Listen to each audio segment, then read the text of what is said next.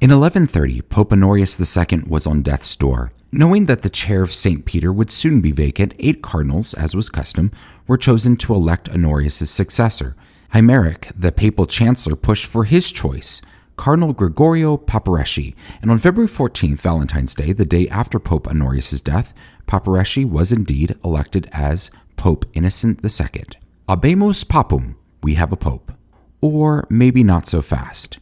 You see, on the day of Pope Innocent II's election, there was another meeting held at the Basilica of San Marco, led by Cardinal Bishop Pietro of Porto. It was a meeting with bishops as well as prominent Roman families. Pietro of Porto announced that Pope Innocent II had not been elected under canonical means, and he instead nominated Cardinal Pietro Pierleoni, who was from a prominent Roman family. And so the cardinals in attendance at this shadow meeting, along with other members of the clergy and nobility, decided to elect Pierleoni, who took on the name of Pope Anacletus II. Anacletus had so much support in and around Rome that he was able to take control of the papacy, forcing Pope Innocent II to flee north of the Alps. And so the Catholic Church had 2 rival popes, or rather a pope and an antipope, like has happened on a handful of occasions in the past. There was Innocent II and Anacletus II.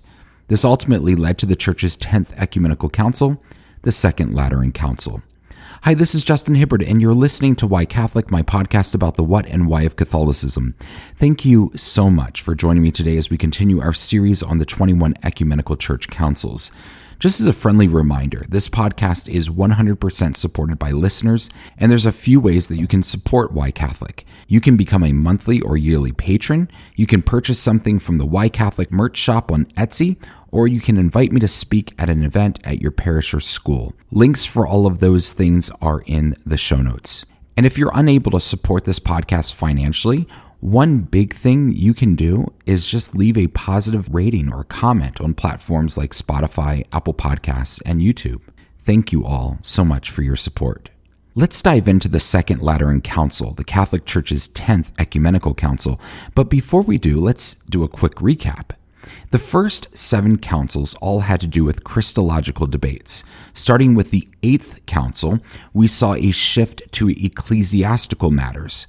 Something all 8 of those councils had in common is that they all occurred in the East, in modern-day Turkey, and while the Pope was involved in convening and ratifying these councils, the Pope never attended those first 8 councils.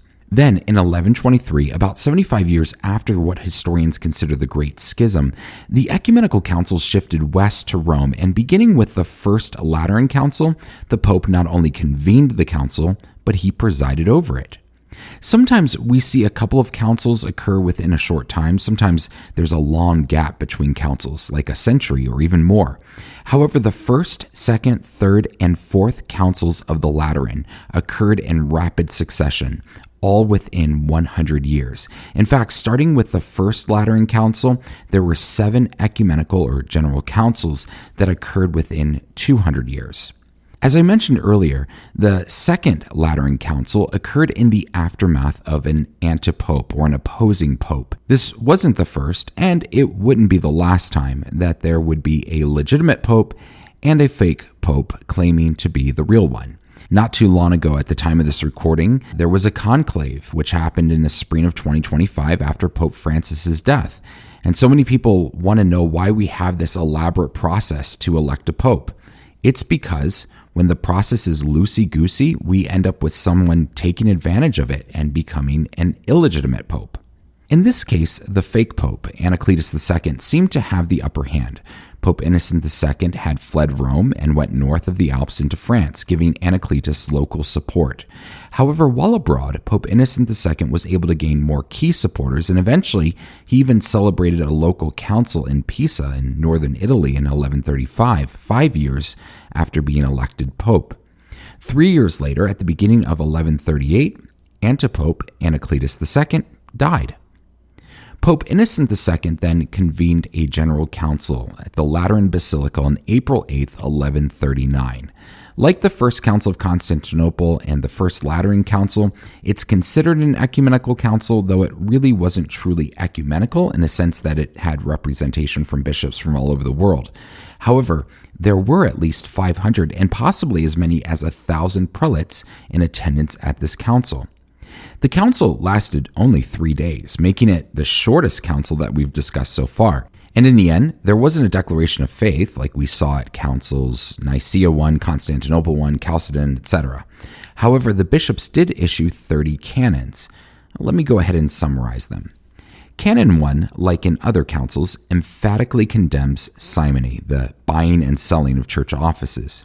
Canon 2 expands on the previous canon to say that nothing in the church should be done because of greed, not just the buying and selling of church offices, but not so much as selling holy oil and other sacramentals. The third canon forbids bishops from admitting clergy who have been excommunicated by other bishops. Canon 4 exhorts bishops to dress modestly so as not to scandalize people by extravagant and colorful vestments. The fifth canon prohibits people from taking the possessions of deceased bishops. Rather, it should be used for the needs of the church. The sixth canon prescribes celibacy for those who are subdeacons or higher. The seventh canon goes one step further and declares that the marriages of members of the clergy are invalid and that they should separate from their wives. Canon 8 says that this also applies to women who have taken religious vows. Canon 9 chastises monks and canons who have entered into the profession of law and medicine and thus neglected their duties of prayer and service. Canon 10 prohibits lay people from taking church offering, which has been designated for the purposes of the church. The 11th canon provides protections for clerics and civilians. Canon 12 calls for truces from Wednesday through the weekend and during seasons of Lent and Advent. Canon 13 condemns usurers.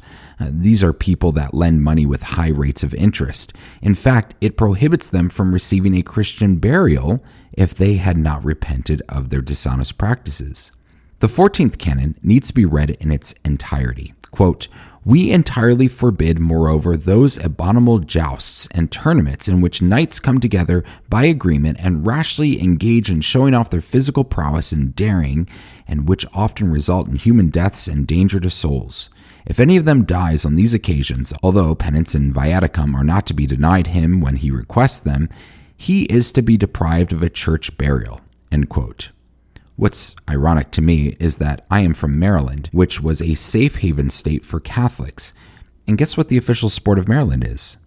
Jousting. Well, lacrosse was added as a co-official sport some years back, but it's still jousting. Canon 15 prohibits anyone from attacking a cleric or a monk, and it provides protections to those who seek refuge in a cemetery or a church. The 16th canon outlaws nepotism when it comes to church offices. No longer should someone inherit an office just because his relative was a cleric. The 17th canon forbids incest. Canon 18 prohibits arson.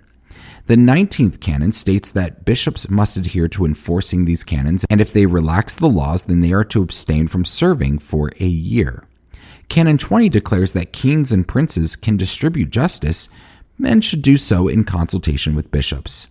Canon 21 removes sons of priests from being altar servers unless they are living in religious communities. The 22nd canon warns against false penance. Basically, false penance is when someone doesn't confess all of their sins and purposefully withholds a full and heartfelt confession.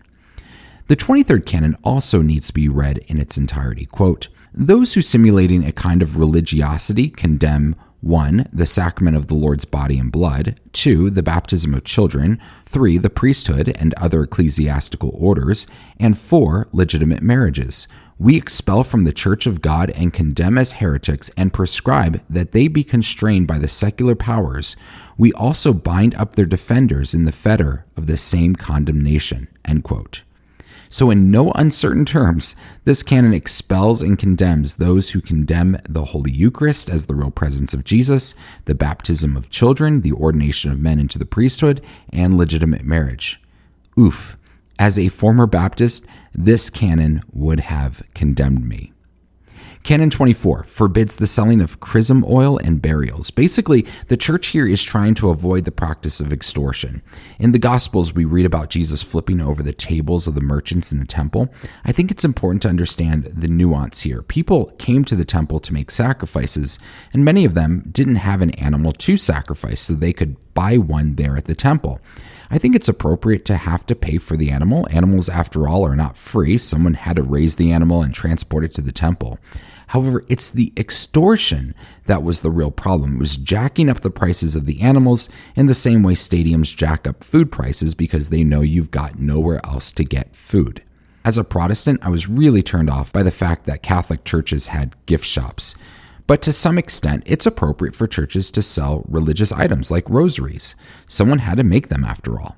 However, churches don't sell rosaries that have been blessed, so as not to conflate a sacramental with a cost.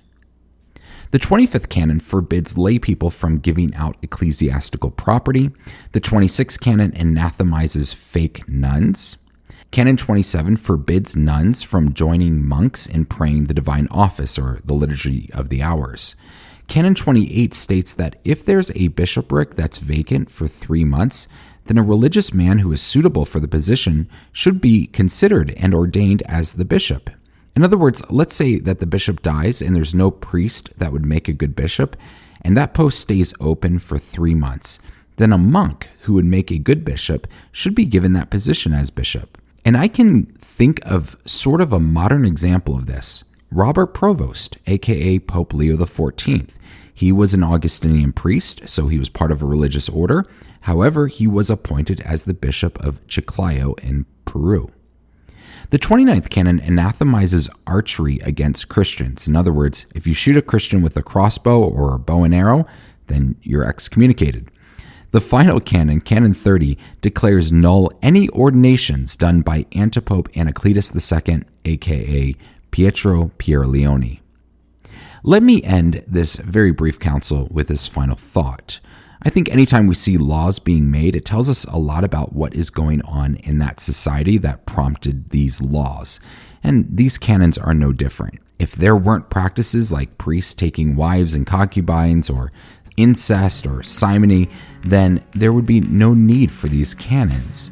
Rather, these canons reveal some of the corrupt practices that were happening in the church, and this Second Lateran Council, like all the previous general councils, met to condemn heresy, stop further division, and reform the practices of the one holy Catholic and Apostolic Church.